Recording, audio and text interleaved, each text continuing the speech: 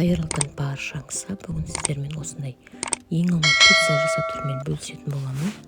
Қамырын илеп әуре болмайсыздар, тек осындай дайын нанның түрінен жасаймыз. Ең бірінші осындай булка нан алатын боламыз. Көлемін өздеріңіздің қалауларыңыз бойынша турап аласыздар.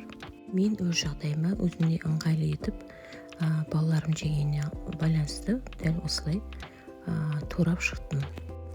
Нанды турап болғаннан кейін өзіміздің үнемі жейтін колбасамыз, соны жіңішке етіп, қалауымызша турап шықтым.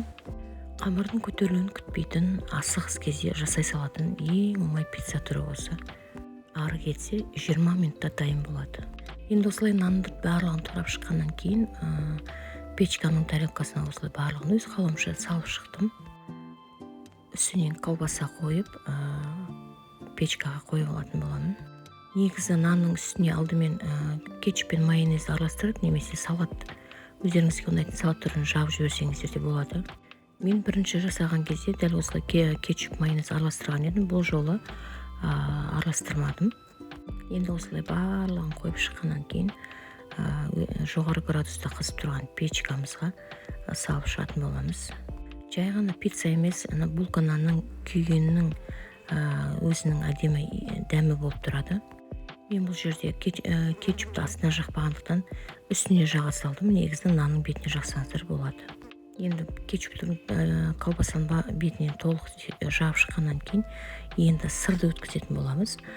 Бұл жерде мен сырды бетіне сеуіп, одан кейін толықтай пешкеге салып шықтым. Негізі алдын қамырға жасағанда колбасаны қойғаннан кейін қамырдың көтерілуін күтетінбіз, кішкене тұрғаннан кейін ғана қайта алып үстіне сыр салатын едік.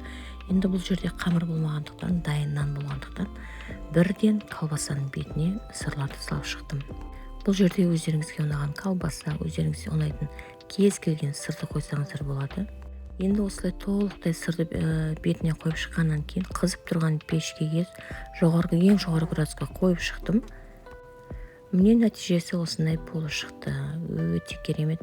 Булка нанның печкаға піскендегі өзінің ерекшелігі бар. Өте дәмді болып шығады. Ешқандай қамыр жайып, қамыр илеп әуре болмадым. Тек дайын нанның үстіне қоя қалдым.